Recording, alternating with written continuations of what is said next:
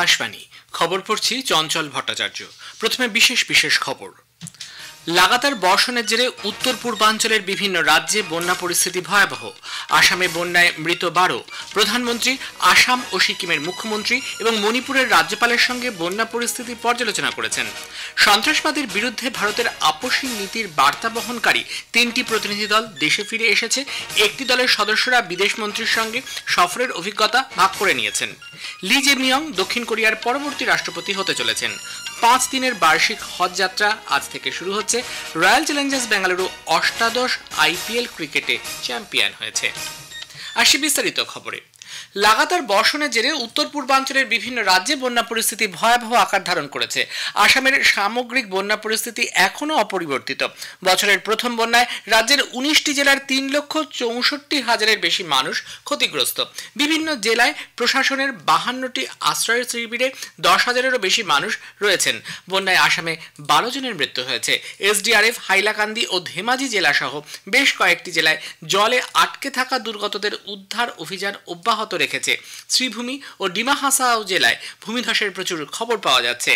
কাছাড় জেলার বন্যা পরিস্থিতি সরেজমিনে খতিয়ে দেখতে মুখ্যমন্ত্রী ডক্টর হিমন্ত বিশ্ব শর্মা গতকাল শিলচর আসেন। তিনি শহরের ত্রাণ শিবিরগুলি ঘুরে দেখেন এবং দুর্গতদের সাহায্যার্থে প্রয়োজনীয় নির্দেশ দেন। শিলচর শহরে 15টি এবং হাইলাকান্দি জেলায় 16টি ত্রাণ শিবির রয়েছে। প্রধানমন্ত্রী নরেন্দ্র মোদী মুখ্যমন্ত্রী হিমন্ত বিশ্ব শর্মার সঙ্গে রাজ্যের বর্তমান বন্যা পরিস্থিতি নিয়ে ফোনে কথা বলেছেন। প্রধানমন্ত্রী উদ্বেগ প্রকাশ করে জানিয়েছেন, এই পরিস্থিতিতে কেন্দ্রীয় সরকার ত্রাণ ও পুনর্বাসনে সব রকমের সহায়তা করবে। লাচেনের চাতেনে ব্যাপক ভূমিধসের ফলে সেনাবাহিনীর একটি ক্যাম্প প্রবল ক্ষতিগ্রস্ত হওয়ার পর প্রধানমন্ত্রী সিকিমের মুখ্যমন্ত্রী প্রেম সিং তামাংয়ের সঙ্গেও প্রাকৃতিক দুর্যোগ ও বন্যা পরিস্থিতি নিয়ে আলোচনা করেছেন। সিকিম সরকার পর্যটকদের আপাতত লাচেন ও লাচুং যেতে নিষেধ করেছে। ভারতীয় বিমান বাহিনী সিকিমে ত্রাণ ও উদ্ধারের কাজ শুরু করেছে। উত্তর সিকিমের চাতেনে আটকে পড়া পর্যটকদের একটি দলকে উদ্ধার করা হয়েছে।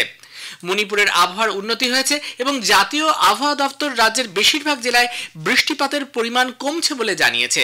প্রধানমন্ত্রী সে রাজ্যের রাজ্যপাল অজয় কুমার ভাল্লার সাথে কথা বলে রাজ্যের বন্যা পরিস্থিতির পর্যালোচনা করেন। তিনি মণিপুরে বন্যা পরিস্থিতি মোকাবিলায় কেন্দ্রের পক্ষ থেকে সম্ভাব্য সব রকমের সহায়তার আশ্বাস দিয়েছেন।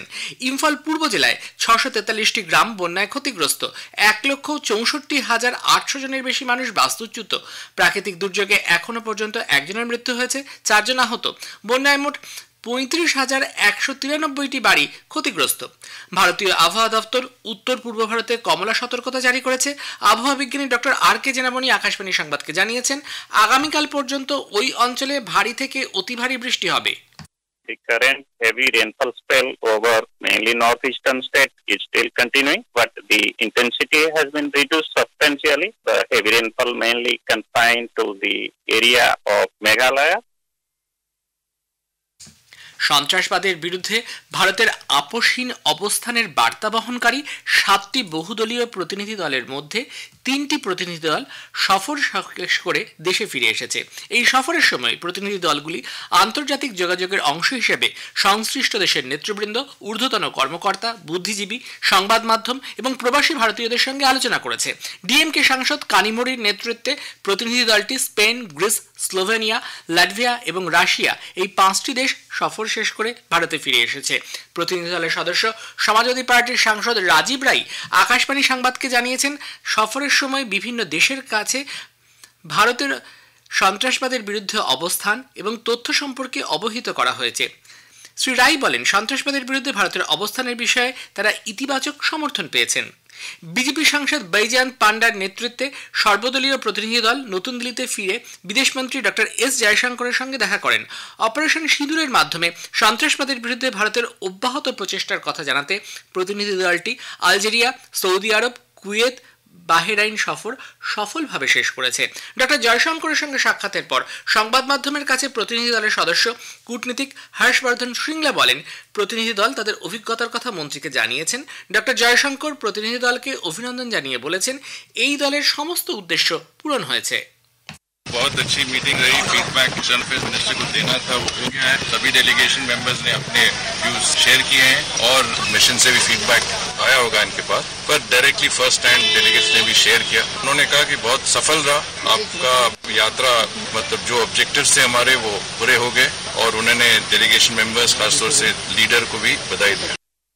এনসিপি এসসিপি সাংসদ সুপ্রিয়া শুলের নেতৃত্বে মিশরে উচ্চ পর্যায়ের বহুদলীয় প্রতিনিধি দল সেদেশের বিদেশমন্ত্রী ডক্টর বদর আবদেলাত্তির সঙ্গে দেখা করেছে। উভয় পক্ষই ভারত ও মিশরের মধ্যে ক্রমবর্ধমান কৌশলগত অংশীদারিত্বকে স্বীকৃতি দিয়েছে। বিদেশমন্ত্রী আবদেলাত্তি সন্ত্রাসবাদের বিরুদ্ধে ভারতের লড়াইয়ে মিশনের সমর্থনের কথা জানিয়েছেন। শিবসেনা সাংসদ ডক্টর শ্রীকান্ত শিন্ডের নেতৃত্বে আরেকটি প্রতিনিধি দল সব ধরনের সন্ত্রাসবাদের বিরুদ্ধে লড়াইয়ে দ্বিপাক্ষিক সহযোগিতা জোরদার করার লক্ষ্যে লাইবেরিয়ায় একটি সফল সফর শেষ করেছে। জেডিইউ সাংসদ সঞ্জয় কুমার ঝার নেতৃত্বে আরেকটি সর্বদলীয় সংসদীয় প্রতিনিধি দল জাপান, দক্ষিণ কোরিয়া, সিঙ্গাপুর, মালয়েশিয়া, ইন্দোনেশিয়া সফর শেষ করে দেশে ফিরে এসেছে। সন্ত্রাসবাদের বিরুদ্ধে লড়াইয়ে ভারতের পাশে থাকার কথা বলেছে ব্রিটেন। বিদেশ সচিব বিক্রম মিস্ত্রি গতকাল নতুন দিল্লিতে ব্রিটেনের বিদেশ, কমনওয়েলথ ও উন্নয়ন দপ্তরের সচিব অলিভার রবিন্সের সঙ্গে সাক্ষাৎ করেন। সপ্তদশতম ভারত ব্রিটেন বৈদেশিক আলোচনা ও প্রথমবারের জন্য কৌশলগত রপ্তানি ও প্রযুক্তিগত সহযোগিতা ক্ষেত্রে নতুন দিল্লির এই বৈঠকে তারা মতবিনিময় করেন। প্রধানমন্ত্রী নরেন্দ্র মোদী 6 জুন কাটরা থেকে বহু প্রতীক্ষিত কাটরা শ্রীনগর রেল সংযোগ উদ্বোধন করবেন, যা জম্মু কাশ্মীরের রেল যোগাযোগের ক্ষেত্রে একটি ঐতিহাসিক মাইল ফলক। প্রধানমন্ত্রী বিশ্বের সর্বোচ্চ রেল সেতু ঝিলম সেতু জাতির উদ্দেশ্যে উৎসর্গ করবেন। এছাড়াও রিয়াসি জেলায় প্রথম কেবল থেকে ঝোলানো রেল সেতু আঞ্জি খান সেতুও উদ্বোধন করবেন তিনি। শ্রী মোদী কাটরা স্টেডিয়ামে এক জনসভায় ভাষণ দেবেন। কেন্দ্রীয় সরকারের জল সঞ্চয় জনভাগিদারি অভিযানে জম্মু কাশ্মীরের রাজৌরি জেলার উত্তর পূর্ব ও পার্বত্য জেলা বিভাগে দ্বিতীয় স্থান অধিকার করেছে।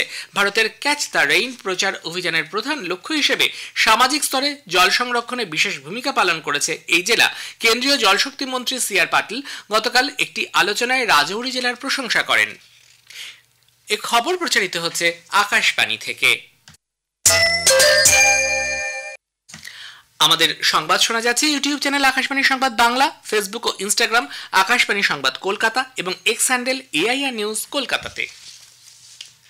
দক্ষিণ কোরিয়ার পরবর্তী রাষ্ট্রপতি হতে চলেছেন বিরোধী ডেমোক্রেটিক দলের প্রার্থী লি জে মিয়ং। লিকে অভিনন্দন জানিয়ে আজ সকালে নির্বাচনে পরাজয় স্বীকার করে নিয়েছেন তাঁর প্রতিদ্বন্দ্বী তথা দক্ষিণ কোরিয়ার বর্তমান ও অন্তর্বর্তীকালীন রাষ্ট্রপতি কিম মুন সু। সরকারি ফলাফল ঘোষণার ভিত্তিতে দেখা গেছে 99% বেশি ভোট গণনার পর লি 2 লক্ষের বেশি ভোটে এগিয়ে রয়েছেন। এরপরই কনজারভেটিভ দলের নেতা কিম মু সু জনসাধারণের সিদ্ধান্তকে স্বাগত জানিয়েছেন। এই নির্বাচনের ফলে দক্ষিণ কোরিয়ায় প্রায় 6 মাস পর রাজনৈতিক স্থিতি ফিরে আসবে বলে ধারণা করা হচ্ছে। 5 দিনের বার্ষিক হজ যাত্রা আজ থেকে শুরু হচ্ছে। ভারত সহ বিশ্বের বিভিন্ন প্রান্ত থেকে লক্ষ লক্ষ মুসলিম ধর্মপ্রাণ পবিত্র মক্কা থেকে সৌদি আরবে মিনায় সমবেত হওয়ার উদ্দেশ্যে যাত্রা শুরু করবেন। তারা সেখানে রাত কাটাবেন এবং আগামীকাল ভোরে আরাফাতের ময়দানে দিনের মূল হজের নামাজ আদায় করবেন। হজযাত্রীরা সেখানে সৃষ্টিকর্তার কাছে ক্ষমা প্রার্থনা করে দিনটি পালন করবেন।